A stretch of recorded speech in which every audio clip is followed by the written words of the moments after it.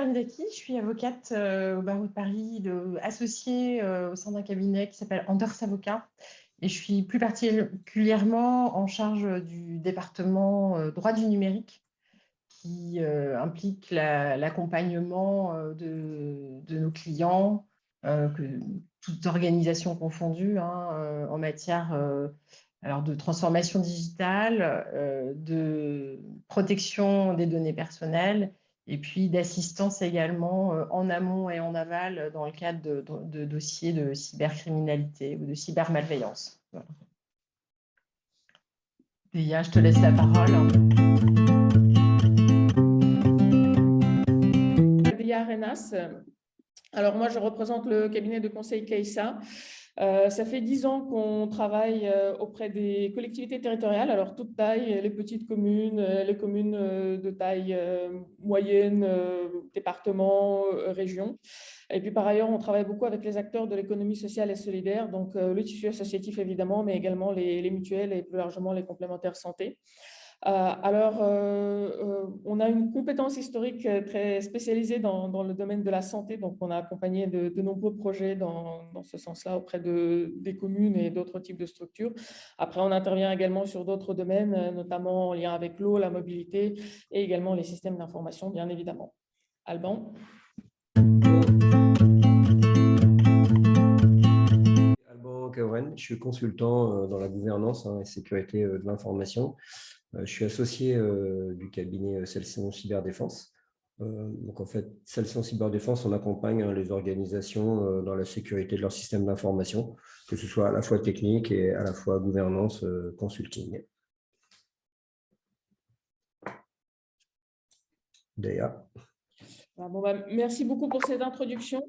On a juste un petit souci de démarrage du partage d'écran, mais je vous propose d'avancer quand même. Déjà, pour commencer, pourquoi on est là, pourquoi on parle de la sécurité cyber, c'est que cet enjeu de sécurité cyber, il concerne de plus en plus de structures. Alors, c'est vrai que historiquement, on parlait beaucoup d'attaques cyber contre des structures de taille importante. Aujourd'hui, tout le monde est concerné. On a bien vu que beaucoup d'hôpitaux étaient touchés parce que le système et le domaine bancaire a su déjà se mettre à niveau, se protéger contre les attaques cyber. Donc aujourd'hui, la problématique s'étend vers d'autres types de structures qui sont forcément, naturellement, historiquement moins protégées. Du coup, ils sont de plus en plus concernés par cette problématique-là. Aujourd'hui, quand on regarde les statistiques d'attaques cyber contre les collectivités territoriales, on voit que les collectivités dans toutes les régions françaises ont été concernées à un moment donné. Et puis, ça concerne il y a eu des grandes régions qui ont pu être touchées par cette problématique-là, des petites communes également, parce qu'on tient à vous rappeler que vous gérez tous des données personnelles au vu de vos activités, des données personnelles de vos citoyens, des données personnelles des élus et des salariés également. Dans certains cas, vous pouvez gérer également des données sensibles. Donc, notamment les données qui peuvent concerner, par exemple, la santé des citoyens ou d'autres aspects un peu plus importants de leur vie. Et donc, de ce fait, effectivement, les collectivités représentent également une cible par rapport à la cybercriminalité, sachant qu'aujourd'hui, les petites structures sont souvent une porte d'entrée vers des structures plus grandes, donc d'où le fait qu'elles soient ciblées. Et on voit bien que dans la presse, on voit passer un peu tout type de structures concernées, donc même les petites associations locales qui peuvent gérer, par exemple, l'aide à domicile, peuvent être touchées par ce type de problématique. Les CCAS également, des structures que vous connaissez très bien.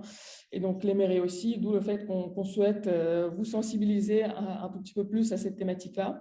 Parce que si un incident technique avait lieu, si en fait une attaque avait lieu contre une collectivité, les impacts peuvent être très vastes et très importants.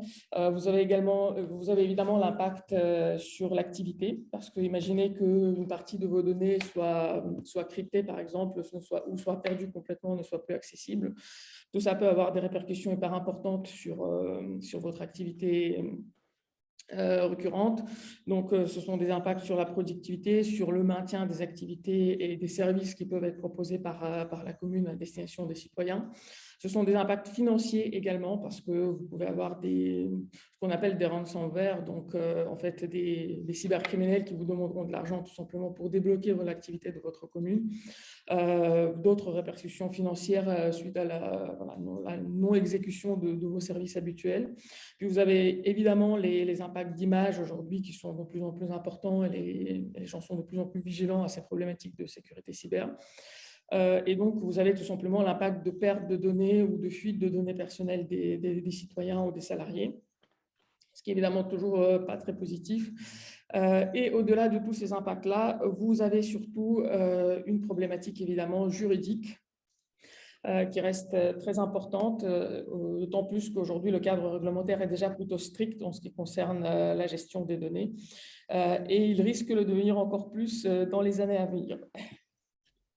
Oui, alors pour revenir sur les enjeux finalement de conformité un peu juridique, hein, donc, on a en France historiquement un cadre La France était assez pionnière en la matière, hein. En 2005, on a eu des lois de programmation militaire qui se sont intéressées à la cybersécurité, hein, conscientes de la menace grandissante, hein, dans l'espace cyber et la professionnalisation aussi des attaquants.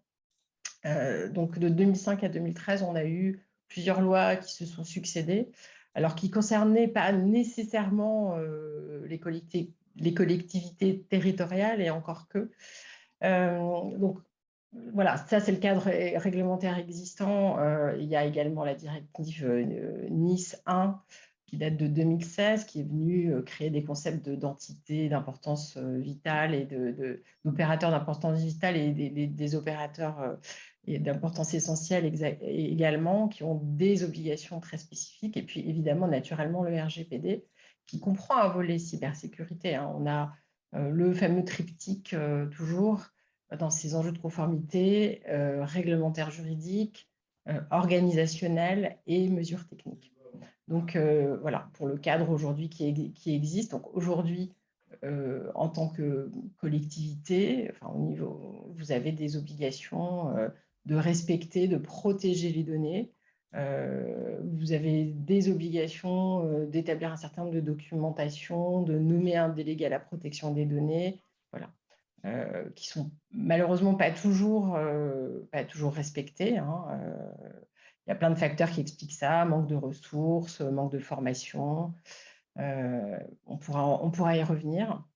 Mais il faut savoir quand même que ces obligations légales et réglementaires, elles sont assorties de sanctions. Aujourd'hui, vous avez la directive NIS 1 qui peut imposer des sanctions aux dirigeants, hein, 125 000 €, alors aux élus, c'est également le cas aujourd'hui. Et puis, vous avez évidemment le RGPD qui prévoit des sanctions, des amendes administratives, d'une part, qui peuvent aller jusqu'à 20 millions d'euros dans les cas les plus importants. Et puis, vous avez également la possibilité de recours par les citoyens qui sont mécontents de la façon dont ils ont été traités ou dans la façon dont ont été traitées leurs données à caractère personnel, qui peuvent aussi engager la responsabilité au niveau du responsable de traitement, soit la collectivité, soit l'intercommunalité, selon le cas. Donc, on a aujourd'hui un cadre qui est assez strict, même si dans les faits, il est certain qu'il y a assez peu d'amendes administratives qui sont prononcées au niveau des petites collectivités, la CNIL sachant pertinemment qu'il y a assez peu de moyens qui existent au niveau de ces structures-là. Peut-être qu'on peut passer… Ouais, voilà.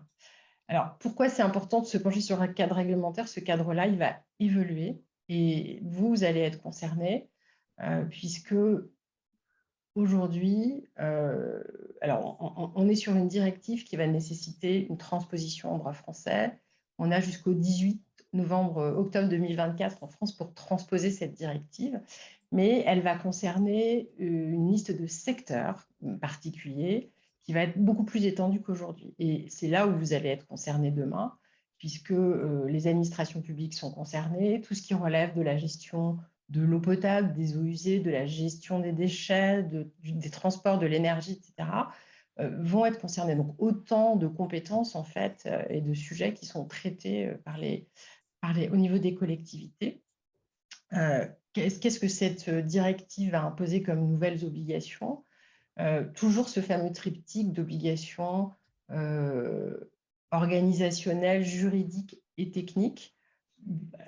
Je peux citer un exemple sur la partie juridique. Vous allez devoir vraiment vous intéresser au contrat avec vos prestataires. Il va falloir reporter vos obligations sur vos prestataires, un peu d'ailleurs comme ce qui se fait avec le RGPD. Mais voilà, ça va être encore plus strict. Et puis, il y a tout un tas également de mesures techniques et organisationnelles qui doivent être prises d'anticipation, de gestion de la continuité d'activité. Mais ça, je vais laisser la parole à Alban, qui va pouvoir vous donner un certain nombre d'exemples de ce qui, demain, il va falloir mettre en place au sein de vos organisations. Merci Cécile. Moi, je rappelle qu'aujourd'hui, les cyberattaques, ça touche tout le monde, hein, mais plus personne, en fait, ne se peut se prémunir et se dire que ça ne touchera pas. On a vu de nombreuses mairies qui se sont fait attaquer et non des petites. Il y en a des très grandes qui avaient dépensé beaucoup d'énergie dans la cybersécurité. Donc aujourd'hui, même elles se sont retrouvées en délicatesse. C'est important, une mairie, c'est aussi une relation avec les citoyens. Beaucoup de services sont maintenant sur Internet. Dans beaucoup de mairies, tout se fait par Internet. Tous les citoyens se connectent. On a vu certaines mairies qui étaient dans l'incapacité en fait, de pouvoir délivrer le service. Donc, c'est vraiment important en fait, de bien se préparer. Aujourd'hui, la question, c'est plus finalement est-ce qu'on va être attaqué, quand est-ce qu'on va être attaqué, c'est finalement mais comment on va pouvoir faire face à une attaque. Donc, c'est à la fois juridique, c'est vrai, comme le disait Cécile, il y a beaucoup de pénalités, d'amendes voilà, qui vont arriver dans les années à venir. Mais pour moi, l'enjeu, en fait, c'est bien se préparer en amont et avec ses partenaires. Cécile le rappelle, le fournisseur, il est vraiment partie intégrante, notamment dans les collectivités. Il y a beaucoup de fournisseurs qui gravitent autour des mairies. Il y a beaucoup de mairies ou de collectivités qui n'ont pas les moyens, en fait, d'avoir des équipes informatiques. Donc, c'est important de bien se préparer à la cyberattaque. Peut-être pour... Oui, pardon, tu voulais rajouter quelque chose? Non, c'est bon, vas-y. Oui, donc, il va y avoir aussi en cas d'attaque qui peuvent avoir des incidences opérationnelles, financières importantes. Eh bien, vous aurez des obligations de déclaration d'incidents auprès de l'ANSSI ou auprès des CERT. En fait, l'autorité n'est pas encore arrêtée aujourd'hui. Et surtout, et c'est là où il faut vraiment être organisé, vous avez une obligation de notifier ces autorités dans les 24 heures. Et si vous ne le faites pas demain, potentiellement, vous pourriez être sanctionné. De la même manière que si un incident de sécurité conduit à une violation de données personnelles, il faut effectuer une notification de façon obligatoire auprès de la CNIL dans les 72 heures. Excuse-moi, il y a aussi la partie assureur aussi qui vient d'arriver, Cécile, sur la notification. C'est vrai. Si vous êtes victime d'un ransomware, enfin d'un rançongiciel, c'est-à-dire que toutes vos données sont cryptées et un pirate vous demande une rançon contre la restitution possible, mais pas certaine, de vos données, eh bien, si vous voulez faire jouer votre assurance, eh bien, vous aurez l'obligation, si vous êtes couvert par une assurance cyber, vous aurez l'obligation de porter plainte dans les 72 heures après l'incident pour pouvoir bénéficier de la couverture assurantielle. Si tant est aussi que on découvre beaucoup aujourd'hui de contrats d'assurance où quand les sociétés appellent leur assureur pour faire jouer l'assurance, mais malheureusement, ils sont face aussi à leurs responsabilités puisque à l'intérieur du contrat d'assurance, il y avait beaucoup de points en fait que l'organisation aurait dû mettre en œuvre et que globalement, on s'aperçoit que en fait, ils n'en font pas un quart. Donc, c'est important aussi de bien regarder le contrat d'assurance. Et dans le cas d'une attaque cyber, qu'est-ce qu'on aurait dû faire, qu'est-ce qu'on doit faire avant, un peu comme le contrôle technique de la voiture. S'il n'y a pas de contrôle technique, c'est compliqué de se faire rembourser par une assurance. Donc, c'est un peu pareil. Je pense que toi, Cécile, tu en vois beaucoup dans tes contrats. Oui, c'est ça. Il y a beaucoup d'exclusions de garantie ou en tout cas dans les polices. où l'assureur, effectivement, va pouvoir indemniser le client uniquement lorsqu'il aura mis un certain nombre de mesures en place. Et si elles ne le sont pas, eh bien, évidemment, l'indemnisation ne pourra pas jouer.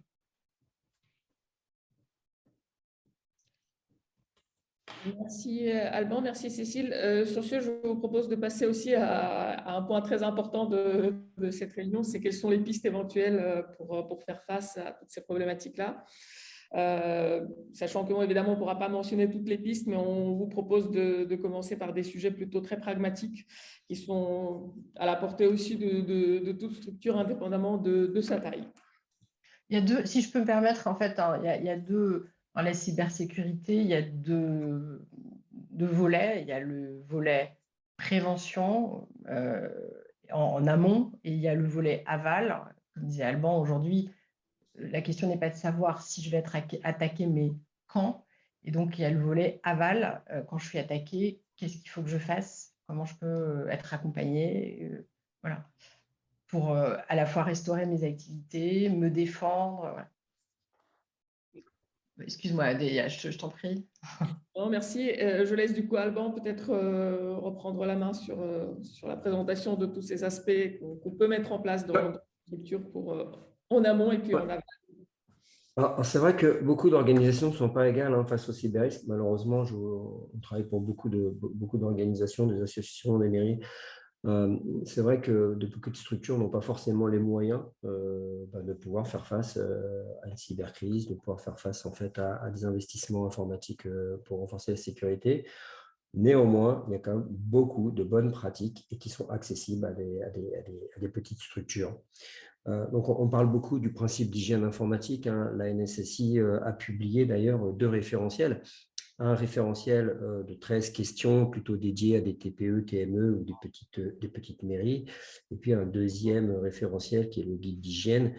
Moi, je pense que c'est toujours intéressant d'auditer. Alors, le mot est un peu dur, mais peut-être d'évaluer en fait le système d'information avec l'un ou l'autre de ces référentiels. Ils sont accessibles.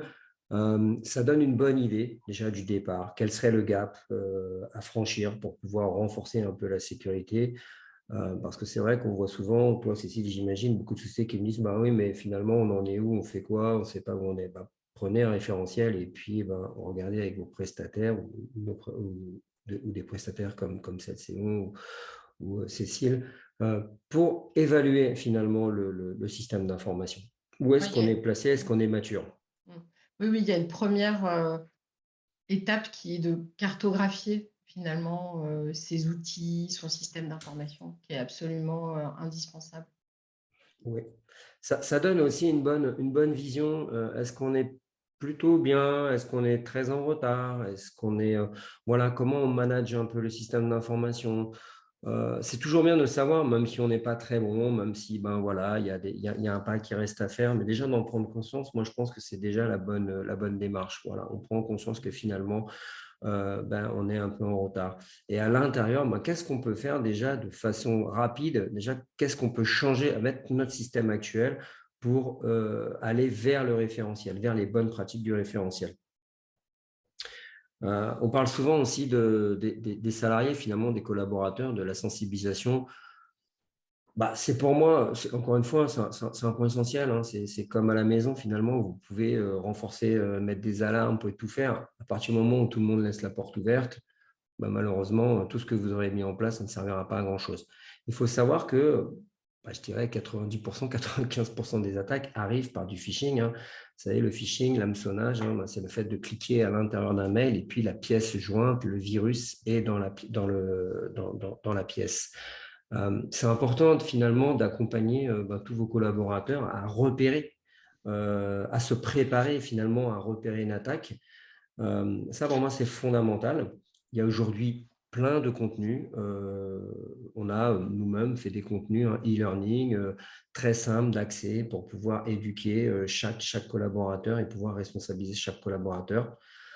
Cécile, peut-être tu veux amener un point peut-être sur le degré de responsabilité ou les chartes informatiques? Oui, en plus, il y a effectivement des outils qui qui ne sont pas forcément extrêmement compliqués à mettre en place et qui ne coûtent pas beaucoup d'argent, parce qu'on pourra en reparler aussi tout à l'heure.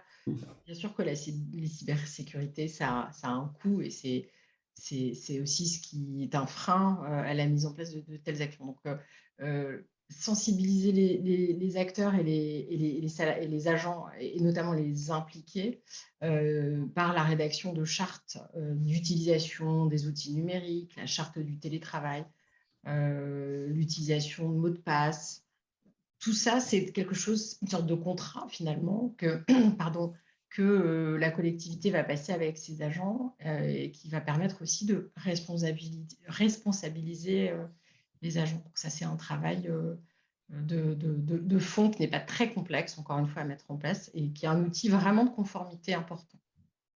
Ouais, on voit beaucoup, moi, je vois régulièrement, voilà, notamment dans des mairies en santé, les mots de passe qui sont sous les souris, qui sont même sur les écrans post-it. J'ai vu ça dans des polices municipales.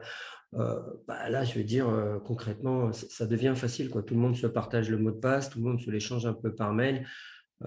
Pour moi, c'est la base. Est-ce qu'on ferait ça chez nous? Est-ce qu'on laisserait les clés sur le pot de terre devant la porte? Est-ce qu'on les donne à tout le monde? Non.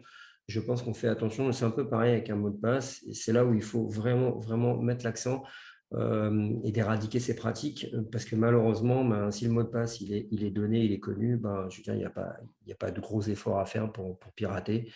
Donc pour moi, ce sont vraiment des points essentiels en tout cas, il faut s'engager dans cette démarche. C'est une bonne transition, Alban, avec ce qui figure sur le slide relativement à la gestion des fournisseurs, des prestataires. C'est un point très important et c'est pas toujours évident d'avoir un levier. On l'a vu aussi au sujet du RGPD, et réussir à avoir des documents, réussir à avoir des contrats conformes, c'est pas toujours évident. En tout cas, s'agissant de la cybersécurité, c'est très important de s'appuyer sur des prestataires de confiance. J'ai un exemple en tête, qui est un exemple d'ailleurs public, puisque ça a été publié dans un rapport du Sénat. Donc, c'est la commune de Villers-Saint-Paul, donc une commune de 6500 habitants, qui a été victime d'une cyberattaque. Donc, aussi à une strate la strate vraiment communale, et les petites communes peuvent être attaquées. En fait, ils se sont fait cyberattaquer. Pourquoi? Parce que il y avait un accès des services communaux via un VPN, via un réseau privé virtuel, qui n'était pas sécurisé. Or, la sécurité de ce réseau était confiée à un prestataire externe qui n'a pas correctement fait son travail, n'a pas suffisamment alerté, n'a pas suffisamment sécurisé.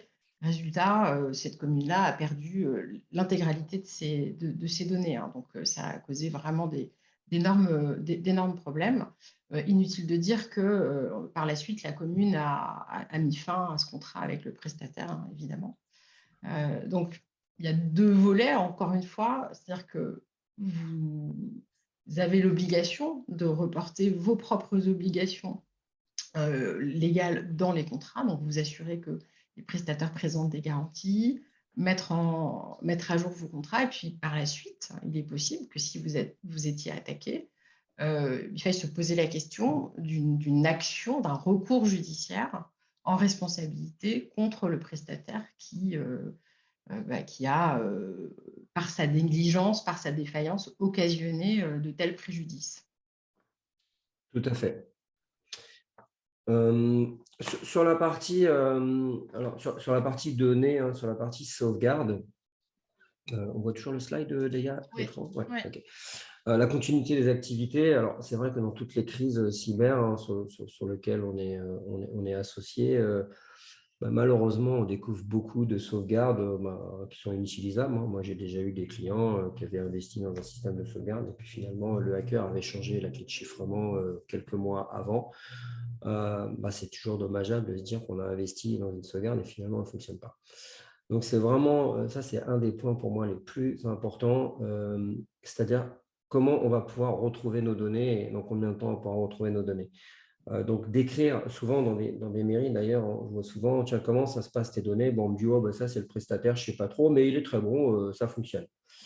Et bien, malheureusement, c'est souvent trop tard le jour où on en a besoin, parce que quand on restaure les données, ben, c'est le jour où on en a besoin. Et ben, c'est trop tard de découvrir que finalement, ben, il ne la faisait pas. Donc, essayez de vous engager sur écrire déjà comment on va restaurer nos données, qu'est-ce qu'on est censé restaurer, où est-ce qu'elles sont stockées nos données, quel chiffre, quelle sécurité on a mis sur nos données, est-ce qu'elles sont dans la mairie. On parle souvent de l'attaque, hein, mais on parle aussi, ça peut être aussi un feu, hein, il y a plein de dégâts qui peuvent avoir lieu. Moi, j'ai déjà vu plusieurs mairies avec juste un as de sauvegarde à l'intérieur de la mairie, hein. Donc, dont une où je suis assez proche, et c'est le cas. Donc, imaginez-vous, hein, le feu, l'inondation, le vol, mais vous perdez les données. Donc, c'est important de bien se poser cette question. Qu'est-ce qu'on fait? Comment on va retrouver nos données? Quelle va être la priorité? Forcément, on a plusieurs applications qui sont un peu plus ou moins critiques les uns des autres.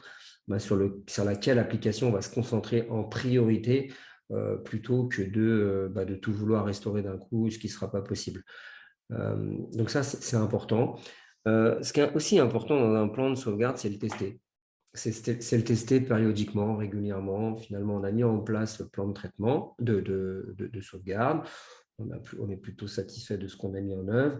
Et ben, on met en place une procédure où chaque trimestre, chaque mois, selon l'impact, hein, selon le risque de l'organisation, ben, comment on va tester notre intégrité de la sauvegarde. Ça, c'est important. Il faut le monter aussi avec le prestataire. Ça, il faut le mettre dans le contrat. C'est aussi le rôle du prestataire de valider et de garantir à son client qu'il est en capacité de retrouver les données. Ça, c'est un point vraiment important. Et le troisième point, c'est surtout ne pas attendre finalement et de découvrir que les sauvegardes ne fonctionnent pas. Le prestataire vous doit aussi régulièrement un rapport lors de vos comités que vous faites chaque mois, chaque semaine. Enfin, chaque organisation est un peu différente. C'est important de prendre en compte finalement, est-ce que ces sauvegardes fonctionnent? Est-ce qu'elles sont efficaces? J'ai un client, pas très très longtemps, il découvre que ça fait 4 mois qu'il n'y a plus de sauvegarde. C'est dramatique. C'est-à-dire que s'il était arrivé le moindre problème pendant ces 4 mois, il découvre que finalement, sa sauvegarde elle est inefficace. Toi, peut-être, Cécile, tu as des points sur les sauvegardes, sur justement les retours que tu as eu à gérer avec des clients? C'est important et c'est important de le contractualiser et on le voit dans des affaires alors qui sont pareilles de notoriété publique, hein, quand il y a eu le feu dans les data centers d'OVH où OVH s'était engagé à en fait faire une sauvegarde sur un lieu différent alors qu'en réalité ce n'était pas le cas. Eh bien, ça lui a valu déjà 2 condamnations, hein, parce qu'évidemment, il n'avait pas respecté alors à la fois l'état de l'art, les bonnes pratiques, mais également ses dispositions contractuelles. Et voilà, donc c'est effectivement important de prévoir ça dans son contrat. D'ailleurs, moi, j'ai un client que je ne citerai pas, mais très gros, que tout le monde connaît. Lors du data center d'OVH, il avait été placé une application chez OVH. En fait, ils l'ont oublié dans le plan de sauvegarde, mais malheureusement, ils ont perdu l'application. Et c'est 60 personnes qui sont à la DSI. Donc, voilà, ça n'arrive pas qu'aux petits.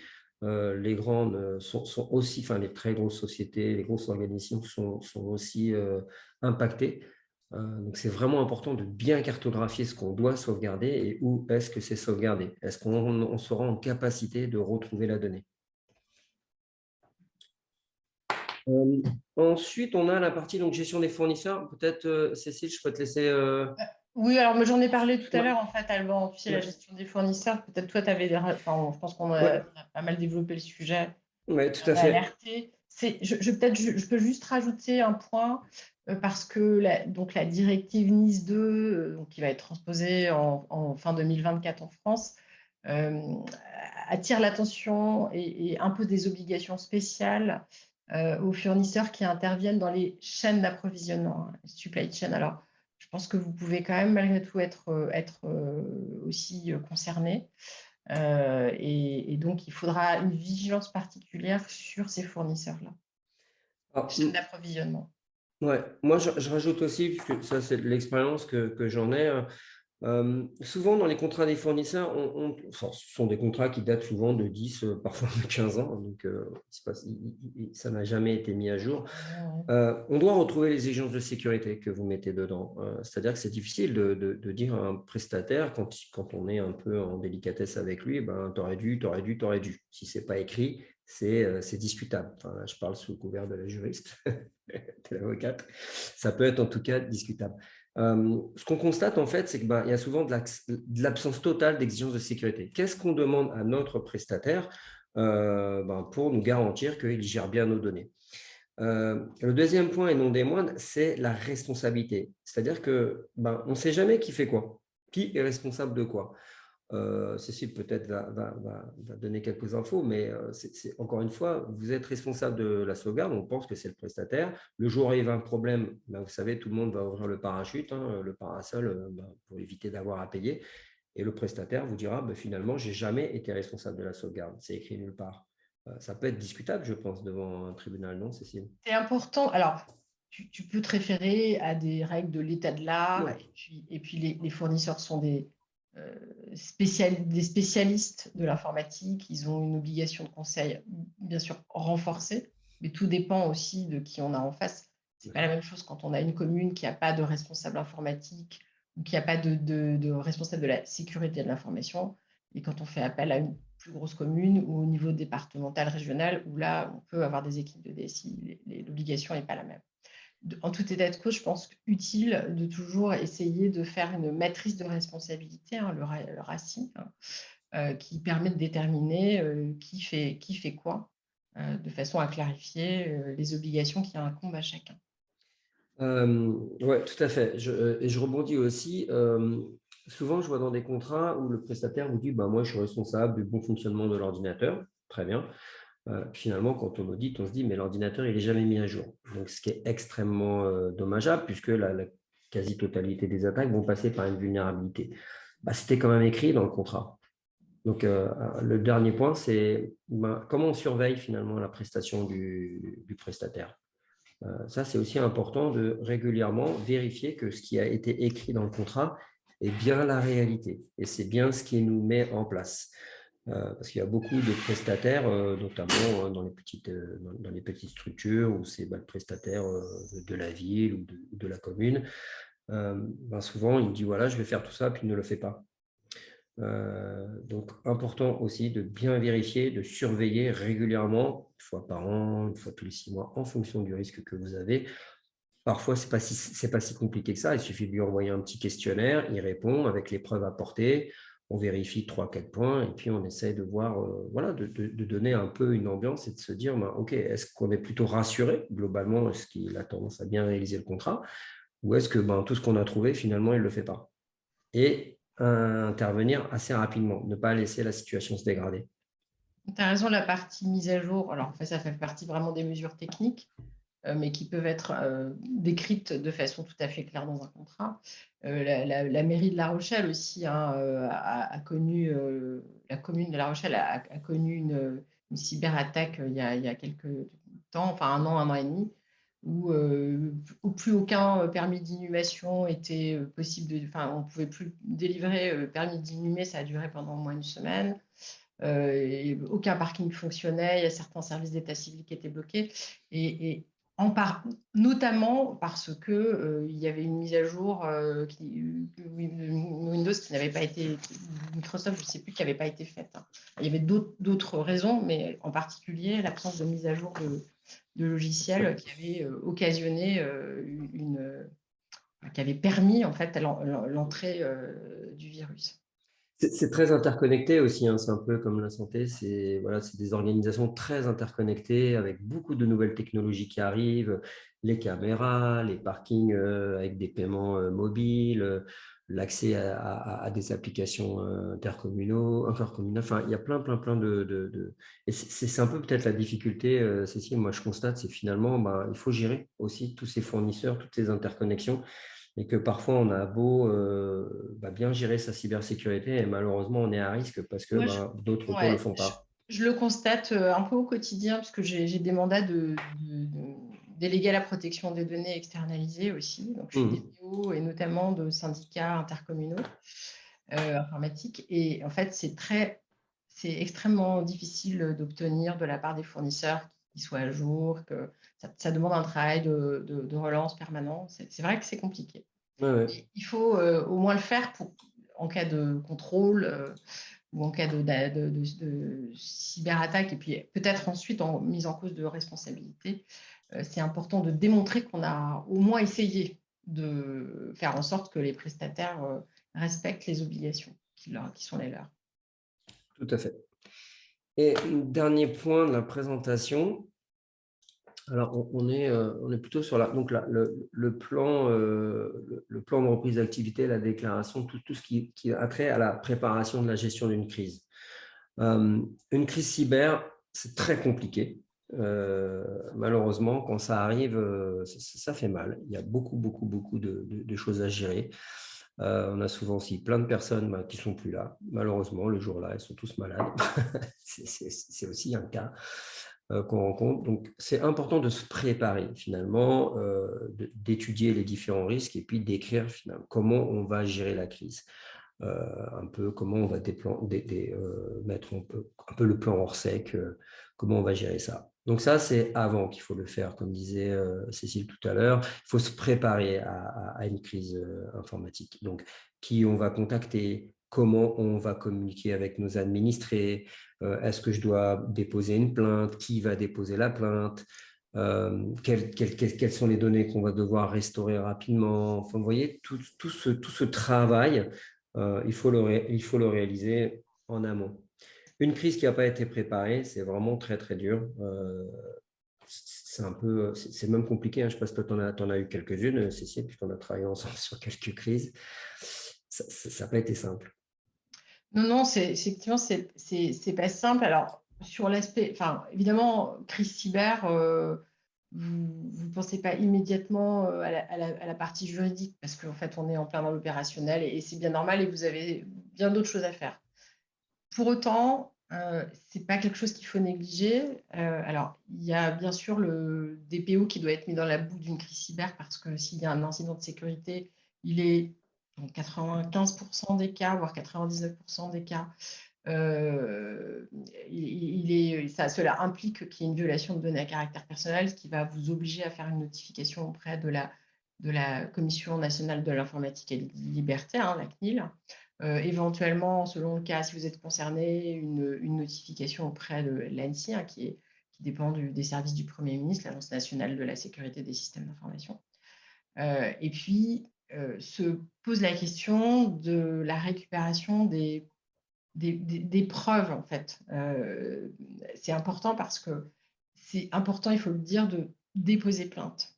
Il ne faut pas hésiter à contacter la gendarmerie au niveau local, qui est assez implanté. La gendarmerie, aujourd'hui en France, c'est doté de 9000 enquêteurs cyber qui ont des compétences vraiment en matière d'enquête cyber et qui peuvent collecter des preuves numériques. Aujourd'hui, les hackers font en sorte que les traces et les preuves numériques soient très volatiles et soient très difficiles à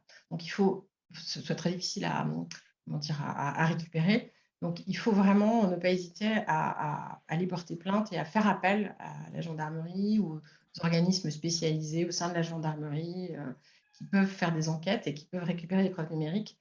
Et puis, vous pouvez bien sûr vous faire aider quand vous portez plainte par un cabinet d'avocats.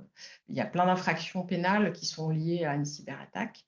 Voilà, il faut gérer sa communication aussi. Il faut avoir un comité de crise. Il faut ensuite il faut faire un retour d'expérience. Ça fait partie des bonnes pratiques, mais ça va devenir une obligation légale. Voire, je me demande si ça ne l'est pas déjà. En tout cas, de réfléchir à ce qui s'est passé, les leçons qu'on en tire et comment anticiper pour éviter que ça ne se reproduise.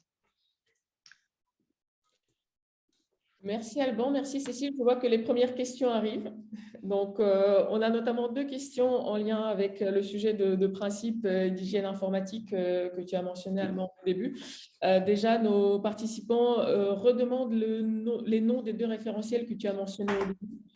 Alors, donc vous allez sur le site de l'ANSSI, ANSSI, qui est l'autorité en France hein, sur la sécurité des systèmes d'information. Donc, le premier, c'est le guide en fait, TPE, PME, les 13 questions, qui est un guide qui est sorti il n'y a pas très longtemps, qui est plutôt bien. En tout cas, on démarre plutôt bien avec ce guide. Et le deuxième, c'est le guide d'hygiène informatique. Là, c'est un référentiel qui fait 42 questions et donc vous devez répondre aux 42 questions. Alors, il est un peu plus long, hein, beaucoup plus technique. L'avantage, en fait, c'est qu'ils sont accessibles. C'est-à-dire que ce sont des référentiels qui sont très bien expliqués, très simples, avec de la couleur. Moi, je trouve que c'est de bons référentiels. Moi, j'audite régulièrement avec le guide d'hygiène. Donc, voilà, c'est un référentiel qui est vraiment intéressant. Et vous les trouvez sur le site de l'ANSSI. Il y a pas mal de ressources aussi sur le site cybermalveillance.gouv.fr. Et là, je vous parlais de la gendarmerie nationale, mais il y a également une ressource qui s'appelle Immunité cyber, hein, qui est une sorte de questionnaire aussi d'évaluation de maturité avec 9 questions à destination des élus. Ouais. La bonne pratique pour les petites organisations, peut-être, c'est de commencer par le guide des 13 questions. Si déjà vous répondez bien aux 13 questions, vous avez plutôt un bon niveau, vous pouvez passer sur le guide d'hygiène. Si déjà dans ce guide, vous n'en répondez pas à la moitié, le guide d'hygiène, ce n'est pas la peine d'y aller parce qu'il est quand même d'un niveau bien supérieur et que globalement, vous retrouverez plein de points sur lesquels vous répondez déjà pas sur le premier référentiel. Donc, pour ceux qui n'ont pas un bon niveau, en tout cas, ou se posent beaucoup de questions, commencez par le premier guide. Merci à vous deux pour cette réponse. Et donc, on a une autre question en lien avec notamment la problématique de gestion de mots de passe. Donc, globalement, tu l'as mentionné tout à l'heure, on a parfois des post-it avec des mots de passe qui restent. Alors, on nous demande est-ce qu'on aurait des gestionnaires de mots de passe à communiquer autres que KeePass? Alors, il y a plusieurs gestionnaires de mots de passe. Bon, je ne vais pas vous citer un parmi tant d'autres parce qu'ils sont tous… il y en a plusieurs. Il faut regarder sur l'ANSSI aussi. L'ANSSI, l'avantage aussi, c'est qu'il qualifie en fait des prestataires sur des applications de sécurité. Donc, il faut revenir souvent vers l'ANSSI et regarder les prestataires qui sont qualifiés. Après, il y a toutes les polémiques autour, ce sont des Américains, ce ne sont pas des Américains. Bon, c'est toujours un peu compliqué. Oui. Le désavantage de KeePass, c'est-à-dire que c'est un gestionnaire de mots de passe. Déjà, il y a eu des attaques régulièrement, donc vous voyez bien que tout le monde est impacté, et même les gestionnaires de mots de passe, pourtant qualifiés par la NSSI. Le gestionnaire de KeePass, malheureusement, il n'a pas la gestion des utilisateurs. Donc, en fait, une fois qu'on a mis le mot de passe source, route, plusieurs peuvent l'avoir. Donc, malheureusement, en cas de traçabilité, on serait dans l'incapacité de savoir qui a accédé aux données. Mais voilà, vous avez plein de coffres-forts numériques. Souvent dans vos antivirus aussi, regardez, il y a pas mal de solutions antivirales où il y a des gestionnaires de mots de passe.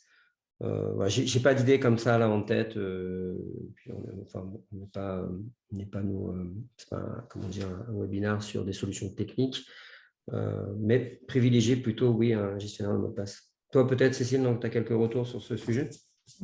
En tout cas, sur les solutions américaines, je suis un peu… voilà, j'attire l'attention, hein, non seulement du fait qu'il y a eu des cyberattaques, aussi sur les gestionnaires de mots de passe. Et que par ailleurs, si tu as des transferts de données en dehors du territoire de l'Union européenne, eh bien, ça pose la problématique de la conformité des transferts de données à la réglementation sur la protection des données. Donc, ça, c'est un vrai problème. Hein. C'est vrai que maintenant, dès que ce sont des applications américaines en dehors de l'Union européenne, je pense que ça va vraiment se renforcer. Donc voilà, posez-vous peut-être tout de suite la question, est-ce qu'on va vers un système où on ne sait pas trop où c'est hébergé ou est-ce qu'on essaie de trouver plutôt un système européen? Je pense que la question mérite d'être posée. Tout à fait, ouais. Là, on a beaucoup d'autres questions qui arrivent, notamment donc, sur quelle base se fait le remboursement de l'assurance en cas d'attaque? C'est peut-être une question plutôt pour Cécile. Alors, sur quelle base? Alors, il faut faire une évaluation de son préjudice, en fait. Vous avez une perte financière qui peut être liée au non-acquittement de recettes. Je ne sais pas, la- la- la- la- toutes les recettes qu'une commune peut encaisser, liées aux services publics payants, la piscine, que sais-je encore. Voilà, donc ça, c'est une perte financière. Vous avez l'évaluation du temps homme aussi, qui peut être monétisé, enfin qui peut être valorisé plus exactement.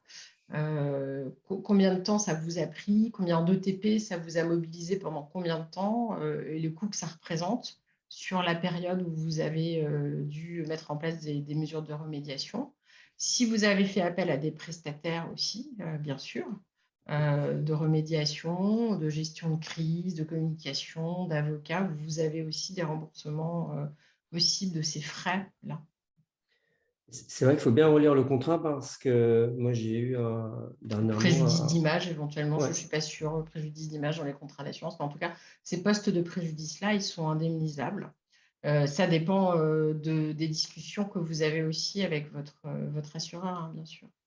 C'est indiqué souvent dans les contrats, il faut bien le relire parce que déjà, bien vérifier que les exigences qu'ils vous ont mis, vous les respectez. Et peut-être juste rajouter que la souscription d'un contrat de cyberassurance, ça fait partie aussi des bonnes pratiques à mettre en place dans le cadre de sa protection de son cyber-risque, même si aujourd'hui, les assureurs sont parfois réticents à consentir des assurances cyber. Ils sont là pour assurer un aléa. Aujourd'hui, la notion d'aléa est questionnable puisqu'on est certain que ce risque va se réaliser quasiment. Et qu'on est Je on sais a pas, Alban, l'incapacité de si toi, tu as l'évaluer. Souvent des aussi. retours d'expérience sur les Ouais, préjudices indemnisables dans le cadre ouais. Tu m'entends? Vous des, m'entendez? Oui. des contrats Ah oui, d'assurance cyber. oui, en fait, les contrats d'assurance cyber, il y en a plusieurs. Ce qu'il Beaucoup faut de bien regarder, reconstitutions. donc oui, sur les contrats cyber, ce qu'il faut regarder, c'est les exigences, ce que vous ont mis le contrat d'assurance. C'est-à-dire déjà, est-ce que je respecte ce qu'ils m'ont dit à l'intérieur, ce que je devais faire? Souvent, c'est jamais regardé, mais il y a quand même plusieurs tirets. Deuxième des choses, c'est qu'il faut prendre contact avec l'assureur parce que dans le cas d'une cybercrise, ils peuvent aussi vous dépêcher des experts, des cabinets de consulting. J'ai vu plusieurs contrats où effectivement, c'est bien indiqué. Il est même indiqué que si vous ne passez pas par eux, vous seriez pas indemnisé si vous passez en direct avec des prestataires. Donc, c'est important de bien relire le contrat pour se préparer et l'intégrer dans votre plan de crise. Après, tout ce qui sera remboursé, malheureusement, il faut bien lire le contrat. Ils sont souvent très longs. Regardez bien le contrat. Merci Alban. On a aussi une question sur les réseaux sociaux. Est-ce qu'ils sont une entrée possible pour les cyberattaques? La réponse est oui pour moi. Oui, oui, tout à fait. Oui, oui, oui, il y a beaucoup d'utilisation des réseaux sociaux aujourd'hui. On ne compte plus le nombre enfin, tous les jours, je pense même à titre personnel, J'ai vous un avez problème de plein son. d'amis qui vous appellent et qui vous disent attention, mon compte a été cyberattaqué, ou vous recevez, tiens, regarde la photo, vous cliquez dessus à partir de votre téléphone, vous avez la pièce qui s'exécute, le virus. Il y a beaucoup de téléphones qui sont personnels, qui sont connectés au réseau de l'entreprise. Eh bien, malheureusement, avec une attaque de type Messenger qui passe par le téléphone et qui rebondit à l'intérieur de la mairie, et c'est fini, quoi. Donc, c'est ça qui est important. Encore une fois, la sensibilisation, faire en sorte que tous les équipements qui sont personnels ne se connectent pas au réseau de l'organisation. Pour moi, ça, c'est important. Et malheureusement, ce n'est pas le cas, hein. Aujourd'hui, on offre plein de Wi-Fi, même à des administrés. Moi, je vois, j'ai une mairie où je suis assez proche. Tiens, est-ce que tu peux me donner le Wi-Fi? On me dit, tiens, la clé, elle est là, elle est sur le mur. Et on est directement sur le réseau de la mairie. Je me dis, waouh, si mon téléphone ou le PC que j'utilise, il y a le virus qui est dedans, je mets le virus, hein. Ce sera difficile de me responsabiliser. Moi, je dirais, écoutez, c'est vous qui m'avez donné l'accès. Donc oui, les réseaux sociaux sont un risque. Et justement, on a parlé de la sensibilisation des agents, des salariés. Comment ça se passe en fait une session de sensibilisation? Alors, on en trouve plusieurs. Donc, il y a les sensibilisations plutôt présentielles, hein, où voilà, une personne vient faire une présentation voilà, des risques cyber. Alors, le conseil, c'est qu'il faut bien les adapter à vos risques. Parfois, on voit des sensibilisations d'un tel niveau que finalement, tout le monde se dit, bon, en gros, j'ai rien compris. Donc, c'est important d'être très cartésien, très simple, comme si on expliquait à des enfants à la maternelle hein, comment on doit se comporter. C'est un peu pareil sur la sensibilisation. Soit c'est du présentiel, soit maintenant il y a beaucoup de contenu e-learning. Hein, Celsion, on a créé d'ailleurs, et des petites vidéos animées avec des petits quiz à la fin qui durent 10 minutes. Le conseil, c'est de ne pas trop charger aussi, parce que malheureusement, c'est pénible. Hein, il y a beaucoup de personnes qui trouvent ça pénible. Donc, dès que ça dure 20 minutes, 30 minutes, 40 minutes, on n'accroche plus, on n'a plus envie de le faire. Donc, pour moi, mon expérience, c'est de faire des contenus simples, vraiment liés au risque de chaque organisation. Le faire régulièrement plutôt qu'une fois dans l'année et que ça dure des heures. Pour moi, ça, c'est une bonne pratique. Et la deuxième bonne pratique, c'est le test de phishing, hein, le test d'hameçonnage. Aujourd'hui, ça coûte très peu cher. Et puis, c'est une bonne méthode, c'est-à-dire qu'on envoie un phishing, on envoie un test à tous nos collaborateurs avec quelque chose d'assez grossier. Si déjà 80% cliquent dans la pièce ou donnent leur mot de passe, vous avez la réalité, quoi. Vous avez l'ordonnance. Voilà, la prise de sang, vous l'avez. Vous savez ce qu'il va falloir faire. Et puis, plus on progresse, plus on rend le test subtil pour essayer encore que chacun puisse progresser. Voilà, ça, c'est ce qu'on voit régulièrement. Après, il y a plein d'autres. Ouais, Vas-y, pardon. Cécile, vas-y, je t'en prie. Ce que j'ai vu aussi qui est intéressant dans le cadre des sensibilisations, c'est des plans, enfin des sensibilisations au moment de l'intégration d'une nouvelle personne ou de plusieurs nouvelles personnes dans une équipe, en fait. Hein. Dès qu'un nouvel agent arrive, dès que quelqu'un arrive au sein de l'équipe, penser à le former et à le sensibiliser. Et pour ça, effectivement, le e-learning est une piste intéressante parce qu'il y a voilà, un caractère assez facile, assez automatique qu'on peut mettre en place. Donc, mettre en place des process qui font que quand un nouvel agent arrive, il va être dans ce plan de formation obligatoire. Oui, tout à fait, tout à fait. C'est valable pour tout le monde, hein, la direction jusqu'au plus bas. C'est vraiment important que tout le monde le passe. Merci Alban, merci Cécile. Je vois qu'il est 9h57. On va peut-être reprendre une dernière question et puis on va s'arrêter là. Alors, il y a une question sur les Wi-Fi publics. Est-ce qu'ils sont à éviter du coup? Je laisse répondre, Alban. Alors, le Wi-Fi public, bon, c'est pour moi un vrai problème, mais bon. Est-ce qu'ils sont à éviter? C'est toujours pareil, c'est-à-dire que quand on a quand on va travailler sur une application sensible, quand on va, je sais pas, créer des rapports sensibles, pour moi, c'est du bon sens de ne pas se connecter dans le Wi-Fi de la SNCF ou du McDonald's. On ne sait vraiment pas ce qui est fait derrière ces réseaux Wi-Fi. Il faut savoir que quand on se connecte à un réseau Wi-Fi, c'est très facile d'un hacker d'être à côté de vous dans le bar, de créer un pseudo réseau Wi-Fi et que vous pensez vous connecter sur le réseau Wi-Fi public et vous vous connectez sur son réseau et il va capter l'ensemble des données. Donc, il faut le mettre dans la sensibilisation, encore une fois. Si on doit se connecter à un réseau Wi-Fi, la première question, c'est est-ce que je dois travailler sur ce réseau Wi-Fi? Voilà. Et la deuxième question, c'est que si je dois travailler sur ce réseau Wi-Fi, qu'est-ce que je vais mettre en place sur le PC pour renforcer le chiffrement de la donnée et éviter qu'une personne mal intentionnée puisse capter le flux. Mais moi, en tout cas, c'est un conseil que je donne de faire extrêmement attention sur les réseaux publics parce que malheureusement, il y en a partout et qu'au moment où on se connecte, est-ce que finalement, on est bien chez le prestataire qui nous fournit le Wi-Fi? La question se pose. Et en plus, au-delà de ça aussi, il y a quand même, je sais pas, il y a beaucoup de mairies qui fournissent des réseaux Wi-Fi. Il y a quand même tout un encadrement juridique, hein, Cécile, hein, sur la loi télécom, les communications, de conserver les logs. Enfin, il y a pas mal de choses. Tu m'entends, Cécile? Oui, je Ouais, confirme. okay. Oui, non, mais c'est vrai. Enfin, bon. Merci Cécile, merci Alban pour ces réponses. En conclusion, merci pour votre participation parce qu'on a eu quand même beaucoup de questions-réponses, donc ça c'est bien.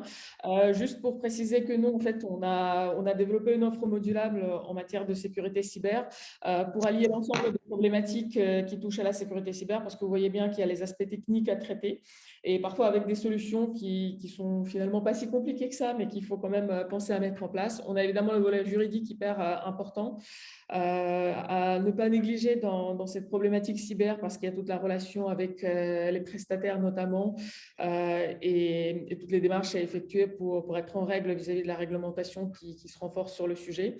Et donc, le cabinet PKSA qui rapporte par contre une partie organisationnelle dans tout cela, parce que évidemment, les salariés, les agents, les élus peuvent avoir besoin d'un accompagnement en matière d'organisation, parce qu'aussi la sécurité cyber touche la manière où les gens travaillent, donc touche à l'organisation. Donc, on a développé quelque chose qui permet de répondre à l'ensemble de ces problématiques ou d'une manière durable sur l'ensemble du sujet cyber ou d'une manière très ponctuelle, par exemple comme la sensibilisation des agents qui peut être fait assez rapidement.